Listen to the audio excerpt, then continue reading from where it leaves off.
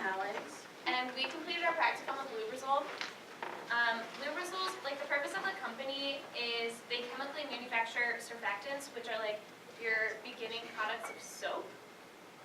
So that's kind of like what they do. And they're located in Bowling Green, out on Dixie. It's like a 5-minute drive. And like this is just a picture of like how large their plant is. And like we were just in this little building most of the time. So that's that. Alright, so we worked with Linda Jeffrey on pretty much every day, and she would check in at least once. So we saw her every day, and she was a controller. Didn't know what that was, but basically she was responsible for accounting all activities that went on and adhering to internal controls and analyzing and forecasting financial performance metrics. And we did our practicum every Wednesday and Friday from 2 to 4 for about 5 weeks. So we got 4 hours a week. And then what we actually did for our project was they produce over like 1,000 different products. So we kind of went through, and the first step was we determined how many products have a discrepancy in like what the cost of like it actually took to make the product, and then what their like estimated or like predicted value cost was. So we went through and found like how many batches were different than what they should have been. And then the second part of it was we identified like what the influencing factor in the cost being so high is for each product. And then we brought all of what we had taken together and we like composed a list for them that we would recommend to the company. So here is an activity that we're going to do with you guys. Is this? Yeah, there should be one. Here, I'll take it.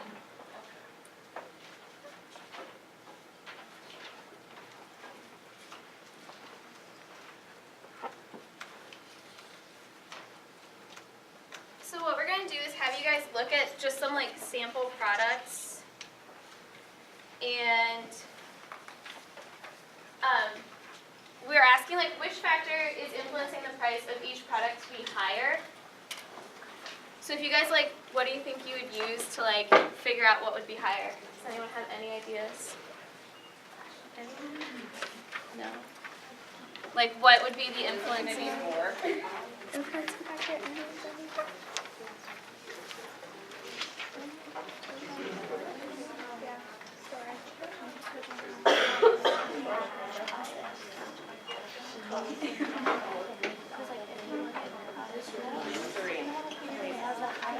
Okay, so the first process is there's like 4 different products that are here, and you guys can you're gonna look at like the 3 different factors. So the first factor that we looked at was the cost of labor, the lot size, and then the cost of the material.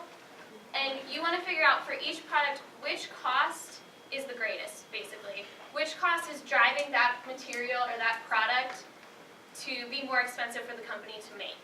Does that make more sense? So you're going to like where to fill in the columns. If you like don't have a calculator, you can use your phone, or for the like influencing factor, that should be pretty.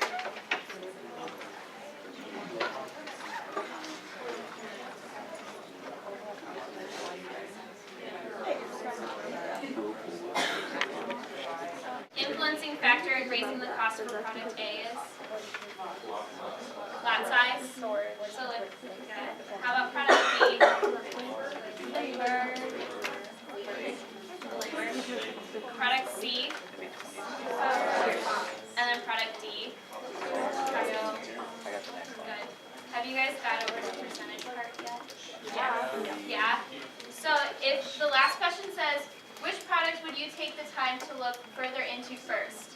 Which one do you guys think you would look further into? C, why is that?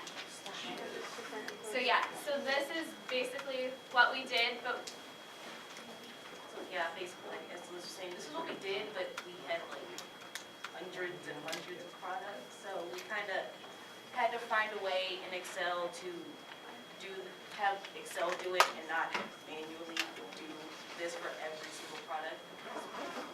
Be done at all. If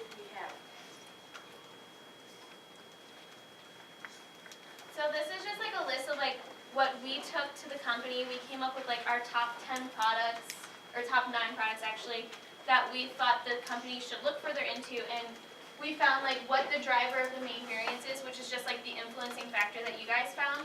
So there's like 3 different people that we're going to meet with on Wednesday, and we're going to take this list too, and we're actually going to present to them like what we found and like the numbers we found, and like each one is like in charge of like the type of material, like the cost of materials, and one person's like in charge of how they store things, which is the lot size, and like they'll be able to maybe take what we found a step further.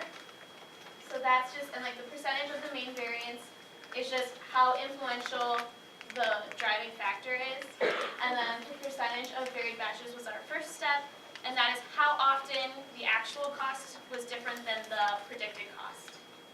So that's that. And then like the material types, it looks like a foreign language, but it's really not. It's just like the first 3 letters represented the like base, or like the biggest material that was in that soap. So like the CBN, carbon, and then like the numbers after that just represented like which variance of that material was being made at that time. What we learned, Excel. I mean, I've used Excel, but like not to this extent. And then we had Linda, who was like an Excel master, who would just like press 2 things and do whatever she wanted with Excel. And then I also learned about the importance of safety, because even though we weren't in the plants, we couldn't do anything until we took a safety tour of the plant, which took about a day of our practicum time. So, and making sense of unfamiliar things, because when I came into this, I didn't know what anything meant, and I thought the products were just completely out of this world. What else? Communication. So, like, we had to find times that worked for each other, and kind of get a good time to meet with Linda, because she was pretty busy since she had a lot to do. So when we came in, she was like always in a meeting or something. It was like important for us to like come in prepared, ready to know like if we had questions that day, or like what we needed to know, so that when she was busy, we weren't constantly like bothering her to ask her questions every minute. Like we needed to like know what we needed to ask at that time. And then then there was presentation still, because tomorrow we're going to present. So we needed to know what we were talking about and be able to keep consistent vocabulary, so that, like, so people that don't know exactly what we're talking about can get a general feel to it. And that one also relates back to teaching, keeping consistent vocabulary. Like when you're working with your students, you don't want to like use one term to mean the same thing 3 different ways when you're trying to describe something to them. You want to keep the words that you're using almost consistent, so they become familiar with what something means. So like when we're talking about like products or materials and like that kind of stuff, like we have to keep that consistent with the company, but like also in the education world, like keeping your vocabulary consistent is important.